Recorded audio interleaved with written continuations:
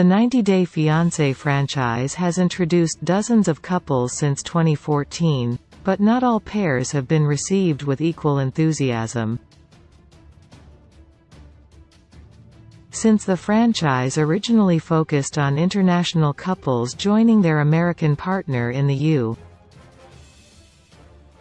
U.S. to marry, there have been plenty of cultural differences and subsequent drama. However, the franchise has also featured many authentic cases of love that have made some couples beloved. Discover popular fanpics for best and worst 90-Day Fiancé franchise couples of all time. When it comes to fan favorites and franchise villains, there are common themes.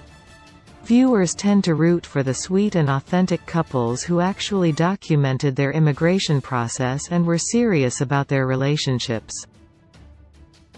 Unfortunately, most of these couples left the franchise to focus on lives outside of the spotlight. In contrast, many of the more dramatic couples have continued to appear in content. Couples who have been accused of faking their romances to stir up drama or obtain fame have been panned by critics who tune in for authentic romances. This has caused many problematic couples to become franchise villains despite some of them continuing to appear in new franchise content. 8. Natalie Mordatseva and Mike Youngquist. Worst, Mike Youngquist, Natalie Mordatseva, Trish Patricia mom mother in 90-Day Fiancé. Natalie Mordatseva and Mike Youngquist have clashed at every turn and their relationship appears to be falling apart. Neither half of the couple is able to meet each other's needs, which has resulted in several seasons of stale drama that fans are sick of seeing. The couple appears to be heading towards divorce on Season 6 of 90-Day Fiancé, Happily Ever After, and few fans are rooting for their relationship to be saved. 8. Avery Mills and Omar Albacore. Best, Avery Mills and Omar Albacore have defied the critics who didn't think the American and Syrian 90-Day Fiancé before the 90 Days stars would last. The young couple appears deeply in love and Avery joined Omar in Dubai when he couldn't join her in the U.S. They are now happily settled down in New Jersey and working on their professional careers, which is rare in the franchise.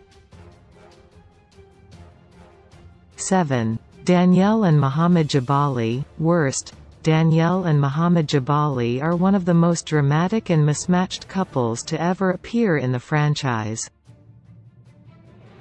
Few loyal fans can forget when Danielle hurled papers at Mohammed and called him a user. Fortunately, the American has moved on to find love on 90 Day, The Single Life. However, she doesn't appear entirely over her disastrous marriage to Mohammed. 7. Michael Yesin and Juliana Custodio. Best, Michael Yesin and Juliana Custodio surprised many by being the real deal. Season 7 viewers initially called young model Juliana a gold digger before they realized just how kind-hearted the Brazilian beauty really is. Juliana befriended Mike's ex-wife and children in a wonderfully mature move that showed the power of patchwork families. 6. Molly Hopkins and Luis Mendez. Worst, Molly Hopkins and Luis Mendez were a chaotic pairing in Season 5 who few were surprised to see split up. The mismatched duo was often engaged in screaming matches and Luis behaved in a creepy manner towards Molly's teenage daughter, which made fans happy to see the two quickly divorce. 6. Alan and Carliam Cox. Best, Alan and Carliam Cox are one of the original couples who represent the classic charm of the franchise. The duo opted for a happy life outside of the limelight to focus on family time. Liam is widely considered one of the sweetest and most genuine cast members who fans were happy to see successfully married. 5. Angela Deem and Michael Alasanmi, worst. Angela Deem and Michael Alasanmi continue to receive coverage on Happily Ever After, though viewers are hoping that the chaotic couple divorces. Angela has been accused of being verbally and emotionally abusive to her younger Nigerian husband, and fans are sick of seeing her berate and scream at Michael. Angela has been steadily losing fans since her allegedly abusive behavior was called out by concerned audiences.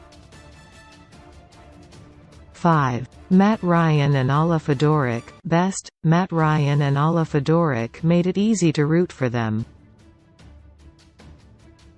The Season 4 pair displayed a unique love story as they met online before falling out of touch and marrying other people. After they both were divorced, the two found their way back to each other in a charming display of what turned out to be true love. 4. Anfisa Arkhipchenko and George Nava, worst. Anfisa Arkhipchenko and George Nava are one of the most explosive and most memorable couples in the franchise. Though they were upfront about only being into each other for superficial reasons, many viewers slammed Anfisa for her verbal tirades and physical lashing out at her now ex-husband. 4. Melanie Bowers and DeVar Walters, best. Melanie Bowers and DeVar Walters are considered one of the most underrated couples in the franchise. The Season 3 couple was one of the rare stories that involved an American meeting their foreign partner on vacation and the marriage actually turning out to be happy and healthy. 3. Mark and Nikki Shoemaker, worst. Mark and Nikki Shoemaker from Season 3 creeped many viewers out with their extremely age-gapped relationship. Mark was a whopping 39 years older than 19-year-old Nikki, with his new wife being younger than all 4 of his adult children. Even worse, Mark treated Nikki like a child to the discomfort of viewers. 3. Kenny Niedermeyer and Armando Rubio, best. Kenny Niedermeyer and Armando Rubio from 90 Day Fiancé. The Other Way are one of the most celebrated couples in the franchise. The same-sex male duo made franchise history and overcame incredible personal hardships to be a happy family with Armando's daughter. Franchise fans appreciate their strength and determination to be together, and many celebrated their recent wedding. 2. Lita Margaritha and Eric Rosenbrook, worst. Lita Margaritha and Eric Rosenbrook are considered the ultimate franchise villain couple to many viewers. The Season 6 duo was unable to redeem themselves to fans after Eric backed Lita's choice to kick his teenage daughter out of his home. In addition to the despicable way she treated Eric's daughter, Lita has a history of compulsive lying. Fans don't trust anything she has to say and dislike Eric for backing her up. 2. Danny and Amy Frismith, best. Danny and Amy Frismith from Season 2 are widely considered one of the sweetest, most down-to-earth and genuine duos to appear in the franchise. Not only was the couple drama-free, but they join other popular franchise couples in being normal and devoid of relationship red flags. 1. Big Ed Brown and Anyone, worst. Big Ed Brown dated Filipina Rose Vega on Before the 90 Days and American Liz on The Single Life, but viewers don't want to see the older American pursue any partners. The lecherous older man is known to seek out younger women, and he is slammed for lacking any boundaries and verbally mistreating his romantic partners. Viewers have called for Big Ed to be cancelled after a disturbing phone call between him and Liz was leaked online. 1. Kyle Huckabee and Bahari Buma Noon, Best. Kyle Huckabee and Bahari Buma, better known as Noon, represent everything fans love about franchise couples. The sweet and down-to-earth duo were relatable with their relationship and genuine with their feelings. They brought out the best in each other, as demonstrated by Noon helping Kyle reconnect with his estranged mother. Kyle even cried at the airport when he saw his future bride, a tender moment that showcased real love. Kyle and Noon are the ultimate unproblematic 90-day fiancé couple, and fans adore their stable and healthy relationship.